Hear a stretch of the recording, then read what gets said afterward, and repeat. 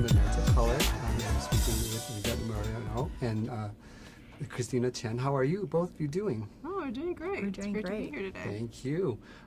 So, as we saw the 30 minutes of the clip, 30 minutes of the film, it's so amazing to watch. And I was getting a little emotional because it's like, coming back to some characters and everybody that everybody loves and knows. I was just wondering, what is it like for you as producers to step into something like this, given that it is a sequel and you weren't part of the original film? Well, you know what? It's always fun to step back in the world of Moana. Christina and I, we actually worked on the first film together. That's where we first met, and we were in different roles. She was in production finance, and I was a production manager. So coming back, when we had the opportunity to come back into the world of Moana, I said yes right away because I love this world of Moana. I love the character of Moana, but I love the world that we've created. And so anytime I get the opportunity to step back into Motunui, I say yes and come back in.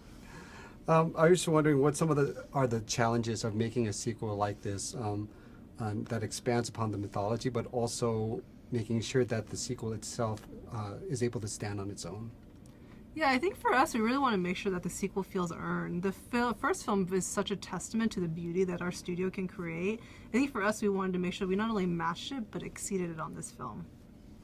And the first Moana flipped the script on the notion of, the character's journey of self-discovery as well as the antagonist. What can you tell us about how this new antagonist, I don't want to say villain because, villains aren't really villains, but how it will change, how it will change the way that Moana and Maui see themselves at the end of the film, basically. Yeah, I think this film really will surprise people. We meet Matangi, who is voiced by Alfie Mai Fraser, who does an amazing job in the film. And I think as we kind of go through the story and we find a little bit something out in the end, we're all a little surprised by her and what her part is in the story. And what is the most important thing for a sequel like Moana to achieve from a character and narrative standpoint? I think for us, it really is around Moana and her arc. The first film, she was 3 years younger, and so now we really wanted to showcase, what does it mean for her to leave knowing she has a crew this time? The first time she kind of left in the dead of night. And this time when she leaves, she really feels that emotional pull because she knows what it means to go on a big adventure and maybe not return. So I think for us, it's really making sure that we delved into that and portrayed that in a realistic and sincere way. Now, a bit of a fun question here. Since the Kakamora and their Mad Max, Fury Road inspired ship come back, what's the likelihood of Tamatoa coming back, or is he just perpetually stuck on the back of his shell this time? I think I think that the surprises of kind of what we brought back from the first film will pleasantly surprise everyone. I think our Kakamora, we learn that they're not quite what we expected and what we learn. And so I'm excited for people to learn a little bit more about the Kakamora, but also learn and find all the little surprises that we put throughout the film. And with the research that Disney always does with these kind of films, did you have any research trips per se to go back to some of the Polynesian islands? No, we wish. Unfortunately, because of COVID, we weren't able to go on as many research trips as we would have loved to. And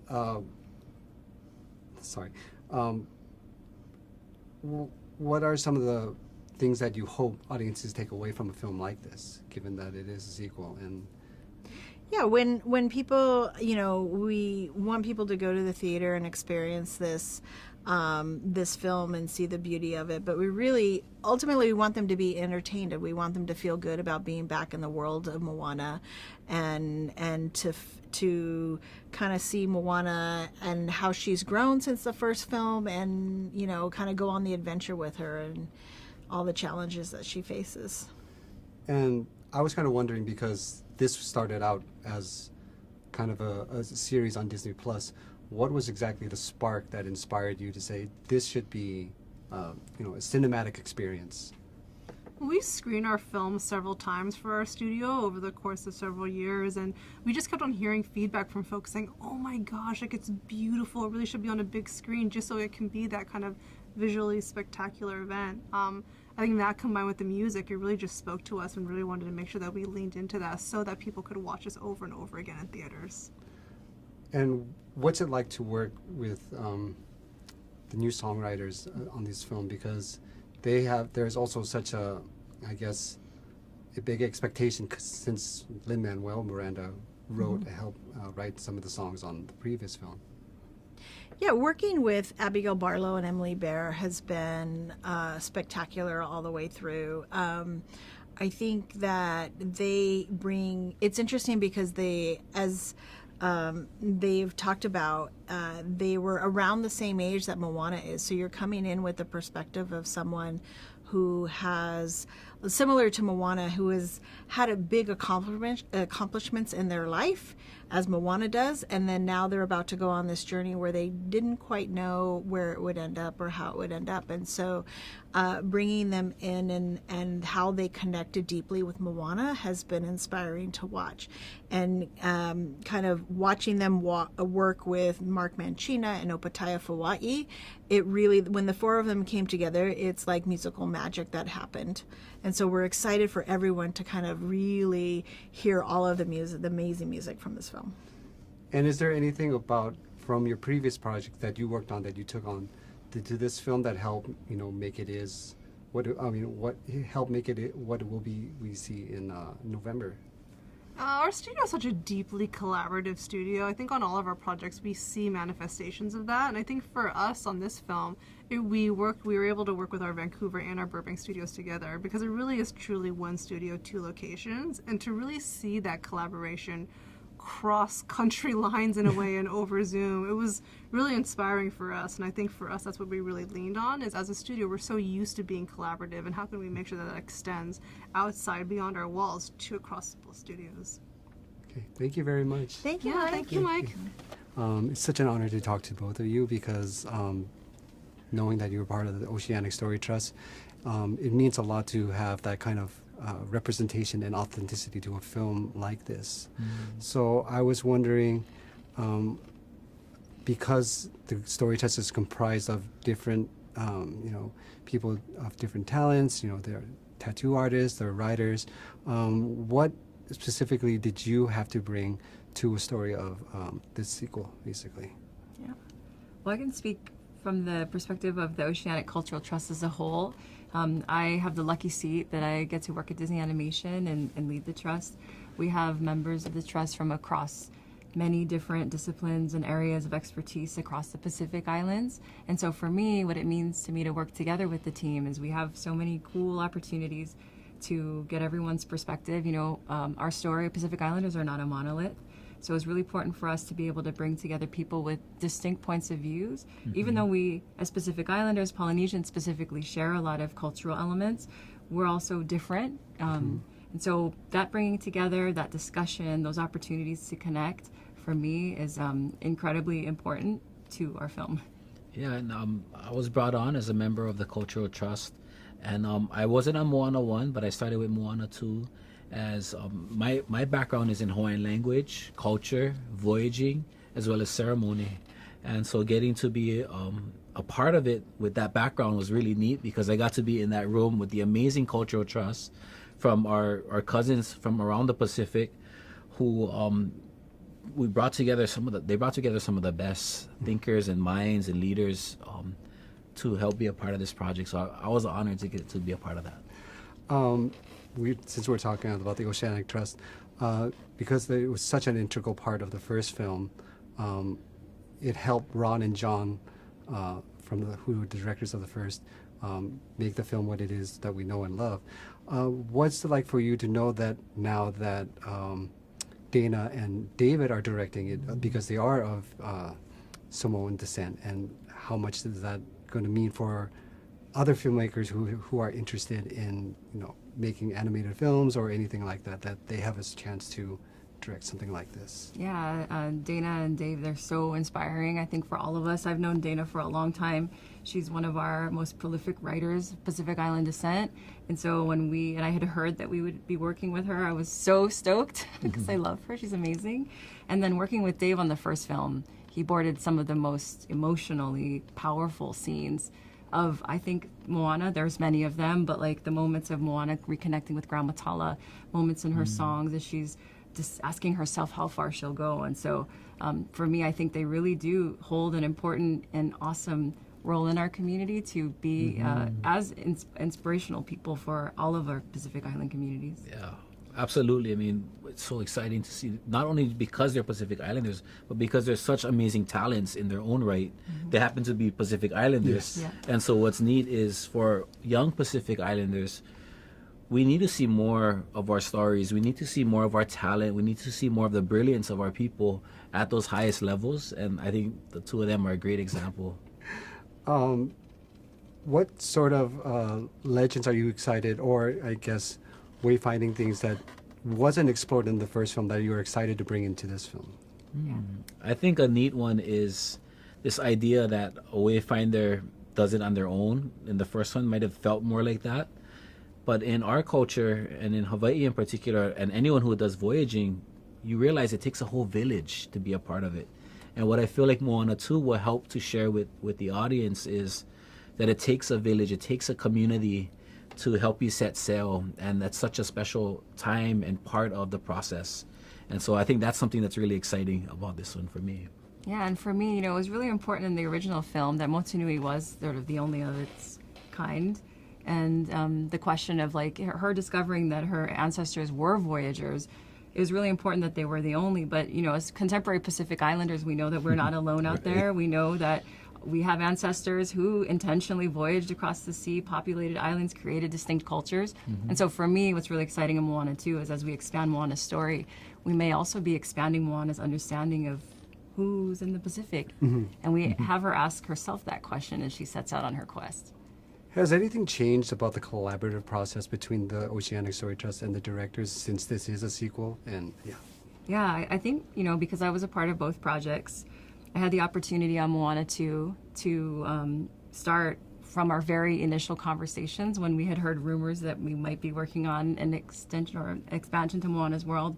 And so it was from those very initial conversations that we were able to sit together in a room, connect with our lead Oceanic Cultural Trust consultant, Dr. Dion Fonuti out of Samoa, and sit together as people from the Pacific and ask ourselves what we loved about the first film culturally and maybe what areas we'd like to see expand in Moana 2. And it was from that original moment where we didn't even have an idea that the collaboration started, and then we've continued throughout the making of the film. this is kind of a fun question. Sure. With the return of Kakamora, they have their big ship, like a Mad Max inspired ship. I was just wondering, what other characters who would you like to see come back? Is Tamatoa going to come back, or is he going to be stuck on the back of a shell, basically? Oh, I feel like you'll have to watch to find out. Okay.